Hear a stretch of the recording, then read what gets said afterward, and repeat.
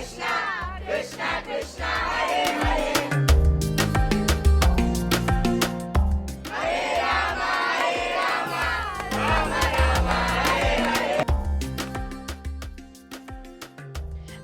मैं हूं आपके साथ कविता राणा। देश के प्रधानमंत्री नरेंद्र मोदी अफ्रीकी देश घाना क्या गए। घाना की मिट्टी में जन्मे स्वामी घनानंद का नाम हिंदुओं की जुबान पर छा गया। अफ्रीका जैसे देश में हिंदुओं की बढ़ती जनसंख्या, अफ्रीका के मूल निवासियों का हिंदू धर्म अपनाना, अफ्रीकी जमीन पर अफ्रीकन हिंदू मॉनेस्ट्री और हिंदू रीति रिवाज में रंगे अफ्रीकी लोगों का हिंदू देवी देवताओं की पूजा करना, ये सब आज के अफ्रीका में हो रहा है। और इसके पीछे का कारण है पीएम मोदी के हिंदू अफ्रीकी महाराज। पीएम मोदी के इस घाना यात्रा में आदिवासी संत का डंका क्यों बज रहा है अभी तक, ये सब जानने के लिए देखिए हमारी आज की ये स्पेशल रिपोर्ट। पीएम मोदी के अफ्रीकी संत का बजा डंका, अफ्रीकी जमीन पर हिंदुओं की बाढ़, हिंदू राष्ट्र की ओर बढ़ती अफ्रीकी धरती।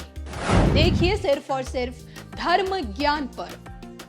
बीते दिनों पीएम मोदी की 2 दिवसीय घाना यात्रा चर्चा का विषय बनी रही, क्योंकि 3 दशकों में ये किसी भारतीय प्रधानमंत्री की पहली घाना यात्रा थी। यहाँ के अकरा एयरपोर्ट पर उतरे पीएम मोदी का स्वागत 21 तोपों की सलामी से हुआ। बाकायदा उन्हें नागरिक सम्मान officer of the order of the star of घाना दिया गया।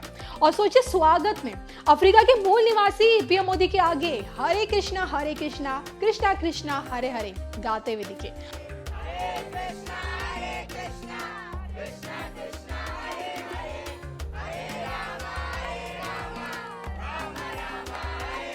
और इसी रंगारंग कार्यक्रम के रास्ते एक ऐसे अफ्रीकी नागरिक का चेहरा हिंदुओं के बीच छा गया, जिसने घाना की धरती पर सनातन का इस कदर प्रचार प्रसार किया, जिस कारण आज का घाना देश हिंदू राष्ट्र की ओर बढ़ता जा रहा है।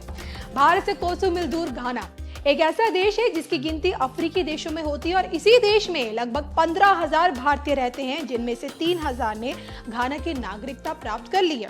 कुछ भारतीय परिवार पिछले 70 सालों से भी यहाँ पे रह रहे हैं, जिनमें अधिकांश गुजराती और सिंधी समुदाय से हैं, और मुल्क की अर्थव्यवस्था को मजबूत बनाए रखने में एक निर्णायक भूमिका भी वो निभा रहे हैं।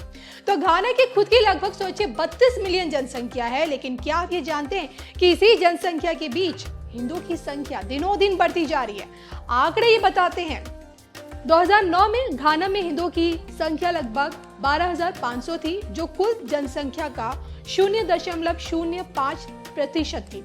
वर्ष 2021 तक ये संख्या बढ़कर करीब 30,000 हो गई, जो कुल जनसंख्या का लगभग 0.1% है। घाना की आबादी में हिंदुओं का अनुपात बढ़कर 1% से 3% तक हो चुका है। हैरान करने वाली बात यह है कि घाना में हिंदुओं की संख्या हिंदुस्तान से गए हिंदुओं के कारण नहीं बढ़ी है, बल्कि वहां के स्वदेशी अफ्रीकी तेजी से इस धर्म को अपना रहे, यानी कि सनातन को अपना रहे हैं। हालांकि इसके पीछे बहुत सारे कारण होंगे, लेकिन मुख्य कारण का नाम है अफ्रीकी हिंदू संत स्वामी घनानंद जी का। तो घाना की मिट्टी में जन्मे स्वामी घनानंद घनाई धर्म में पैदा हुए, लेकिन अध्यात्म के प्रति बढ़ती दिलचस्पी उन्हें ऋषिकेश ले आई, यानी कि भारत। और भारत के इस पावन धरा पर आकर उन्होंने स्वामी कृष्णानंद सरस्वती महाराज जी से दीक्षा ली।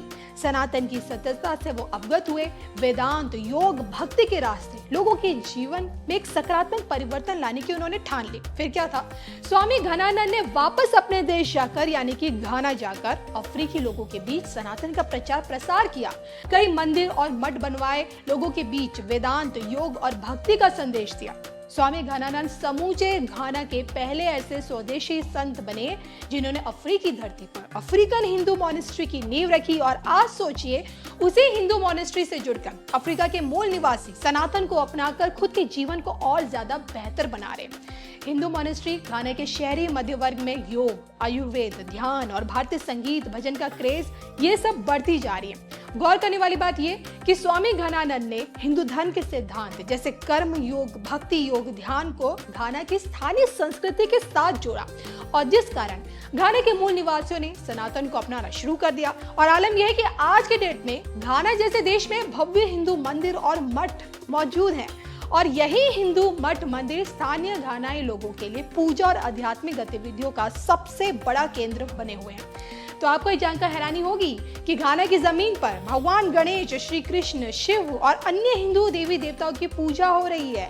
यहाँ पिछले 50 सालों से गणेश चतुर्थी पर उनकी प्रतिमाएं सजाई जाती हैं, फिर विसर्जन भी होता है। इस दुनिया में सोचिए कि आज भले ही स्वामी घनानंद सरस्वती नहीं है, लेकिन अफ्रीकन हिंदू मॉनेस्ट्री के रूप में उनकी जो विरासत है ना, वो घाना में आज भी जीवित है और इसी के सहारे घाना के मूल निवासी दिन पर दिन हिंदू बनते जा रहे हैं। और ऐसे में वो दिन बिल्कुल दूर नहीं जब समूचा घाना हिंदू राष्ट्र में तब्दील हो जाएगा। आप क्या सोचते हैं, क्या ऐसा मुमकिन है? कमेंट करके बताइएगा जरूर।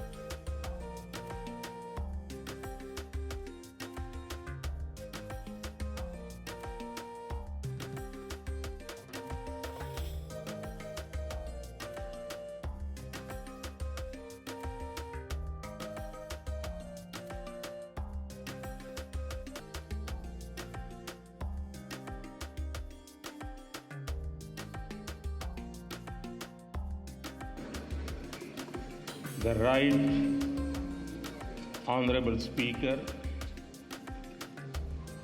leadership of the House, honorable members of Parliament, members of the Council of State, members of the Diplomatic Corps, representatives of political parties, the Gaman Tase, independent constitutional bodies, civil society organizations, the Indian community in Ghana, Mache, good morning.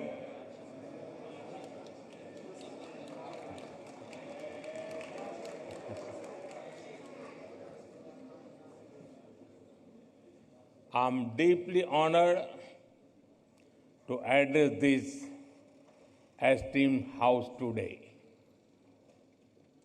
It is a privilege to be in Ghana, a land that radiates the spirit of democracy, dignity, and resilience.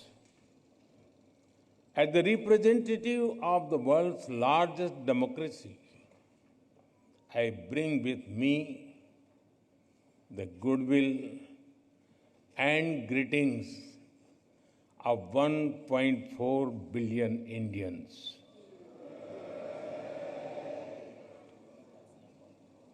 Ghana is known as the land of gold, not just for what lies under your soil, but as much for the warmth and strength in your heart.